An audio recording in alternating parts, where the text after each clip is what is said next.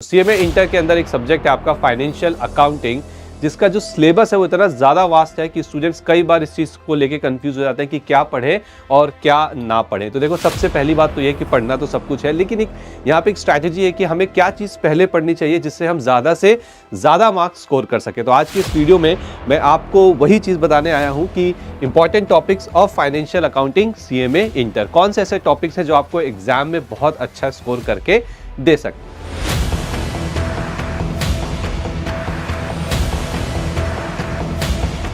तो देखिए, सबसे पहले यहां पे आप जैसे देख सकते हैं स्क्रीन पे, ये आपके फाइनेंशियल अकाउंटिंग के अंदर अकाउंटिंग फंडामेंटल जिसकी वेटेज है 15%, स्पेशल ट्रांजैक्शन जिसकी वेटेज है 10%, फाइनेंशियल स्टेटमेंट जिसकी वेटेज है 20%, पार्टनरशिप की वेटेज है 20%, ब्रांच डिपार्टमेंट 15% और अकाउंटिंग स्टैंडर्ड 20%। तो बेसिकली मैंने आपकी सीएमए इंटर का जो पूरा सिलेबस है यहाँ पे सेक्शन वाइज उसे बांटा हुआ है विथ वेटेज। लेकिन सवाल ये है कि क्या सर हमें ये सारे के सारे टॉपिक, सारे के सारे चैप्टर्स पूरे पढ़ने हैं? तो देखिए, ऐसा नहीं है, पढ़ना तो पूरा है, लेकिन कौन से ऐसे इंपॉर्टेंट टॉपिक्स हैं जो आपको एग्जाम में बहुत अच्छा स्कोर लाने में मदद करेंगे, वो मैं आज आपको बताने जाऊंगा। ये वीडियो उसी के ऊपर है। तो देखिए, अकाउंटिंग फंडामेंटल जिसकी वेटेज 15% है, तो इसे आप नकार नहीं सकते। इसके अंदर आपका एक टॉपिक है कैपिटल वर्सेस रेवेन्यू, यानी कि capital expenditure versus revenue expenditure, या capital receipts versus revenue receipt, ये आप जरूर करेंगे, ठीक है। इसके बाद इसके अंदर एक टॉपिक है जर्नल, जिसके अंदर आप देखेंगे कि कैसे जर्नल प्रॉपर के अंदर एंट्रीज की जाती है, कैसे ओपनिंग एंट्रीज होती हैं, कैसे क्लोजिंग एंट्रीज होती हैं, इसको भी आप जरूर करेंगे। उसके बाद आपका bank reconciliation statement, okay, then आपका रेक्टिफिकेशन और ट्रायल बैलेंस, ठीक है। अब ये टॉपिक्स जो आप सामने देख रहे हैं बहुत आसान है, क्योंकि आई एम 100% श्योर ये टॉपिक्स आपने पहले भी कहीं ना कहीं स्कूल में, कॉलेज में पढ़ के रखे हैं, ठीक है।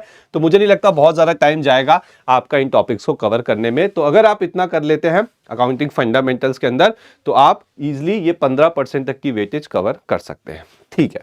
उसके बाद बात करते हैं हम दूसरे सेक्शन की, जो कि आपका स्पेशल ट्रांजेक्शन्स का। इसके अंदर आपकी 3 टॉपिक्स होंगे, ठीक है। एक होगा कंसाइनमेंट, एक होगा आपका जॉइंट वेंचर, और एक होगा आपका बिल्स ऑफ एक्सचेंज। तो देखो, इसमें तो मैं आपसे सीधे सीधे बोलूंगा कि सबसे पहले ओके आपको कंसाइनमेंट और ये बिल्स ऑफ एक्सचेंज करना है। उसके बाद जब ये दोनों हो जाए, अगर आपके पास टाइम है, then go for joint venture.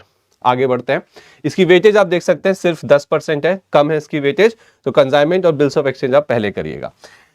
अगला सेक्शन है आपका financial statements, very very important. आप इसकी वेटेज भी देख सकते हैं, 20% की वेटेज है। नाउ फाइनेंशियल स्टेटमेंट के अंदर आपको कमर्शियल ऑर्गेनाइजेशन के भी फाइनेंशियल स्टेटमेंट बनाने हैं, यानी कि पीएनएल, बैलेंस शीट, ठीक है।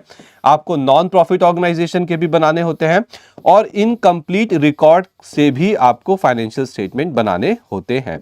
तो आपको क्या करना है बच्चों, जब आप इस चैप्टर पे आओगे तो आपको ना कमर्शियल ऑर्गेनाइजेशन और एनपीओ, इसके फाइनेंशियल स्टेटमेंट जरूर बनाने आने चाहिए। आपको PNL, balance sheet, then NPO के केस में receipts and payment account, income and expenditure account, ये बनाना आना चाहिए। तो ये 2 तो आपको डेफिनेटली करने ही करने हैं। बात करते हैं पार्टनरशिप अकाउंटिंग की। तो इसके लिए तो मैं सीधे बोलूंगा, इसमें कोई चॉइस नहीं है, यहां पे आपको पूरा ही करना है, फुल सिलेबस। पार्टनरशिप अकाउंटिंग में आपको फुल सिलेबस करना है। इसकी वेटेज देख रहे हो, 20%। तो पार्टनरशिप अकाउंटिंग और ये फाइनेंशियल स्टेटमेंट, ये मिला के आपके एग्जाम में 40% की वेटेज रखते हैं, 40%। इसीलिए मैंने यहां पे कवरेज भी ज्यादा रखी है। चलिए अगले सेक्शन पे आते हैं, सेक्शन नंबर 5, जिसमें आप ब्रांच एंड डिपार्टमेंट, जो कि सेक्शन का नाम है, इसकी वेटेज 15% है। इसके अंदर अलग अलग टॉपिक्स हैं, उसमें मैं आपको इंपॉर्टेंट टॉपिक्स बताता हूं। एक तो आपको इसके अंदर जो लीज अकाउंटिंग है, ठीक है, बिना कुछ सोचे समझे आपको वो लीज अकाउंटिंग करनी है। और उसके बाद आपको जो hire purchase and instalment system है, ये करना है। जब ये दोनों हो जाए, अगर टाइम बचता है, देन आप आगे के चैप्टर्स पे जा सकते हैं, ठीक है। और उसके बाद अकाउंटिंग स्टैंडर्ड, जिसकी वेटेज है 20%। तो आप देख सकते हो कि आपका एक तो फाइनेंशियल स्टेटमेंट 20% की वेटेज रखता है, पार्टनरशिप अकाउंटिंग 20% की वेटेज रखता है, और अकाउंटिंग स्टैंडर्ड्स भी 20% की वेटेज रखते हैं। तो ये 3 सेक्शन मिला के 60% की वेटेज रखते हैं। तो ये तीनों सेक्शन आपके लिए बहुत ज्यादा इंपॉर्टेंट है। ना अकाउंटिंग स्टैंडर्ड के अंदर आप AS 10, AS 12 और AS 16, ये 3 अकाउंटिंग स्टैंडर्ड्स तो आपको जरूर करने हैं, AS 10, AS 12 और अकाउंटिंग स्टैंडर्ड 16। तो अगर मैंने आपके सामने जो टॉपिक्स लिखे हैं हर एक सेक्शन के अंदर, अगर आप ये करते हैं पहले इनिशियली, तो ट्रस्ट मी आपके लिए पास होना तो बहुत ज्यादा आसान होगा, आप बहुत अच्छा स्कोर भी करके लाओगे।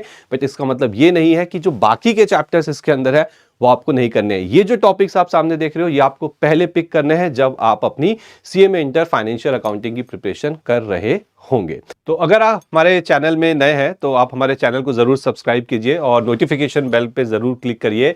रीजन ये है कि इस चैनल के अंदर CMA इंटर से रिलेटेड जितनी इंपॉर्टेंट अपडेट्स हैं या अनाउंसमेंट्स हैं वो आपको टाइम टू टाइम अवेलेबल कराई जाती है, जिससे आप अपनी स्टडीज बहुत ज्यादा स्मूथली कर सकते हैं। सो आई होप कि आपको ये अच्छे से क्लियर हो चुका है कि वेटेज क्या है, कौन से इंपॉर्टेंट टॉपिक्स हैं, और अब आप अपनी पढ़ाई इसी स्ट्रैटेजी के हिसाब से करेंगे। Okay, so thank you very much.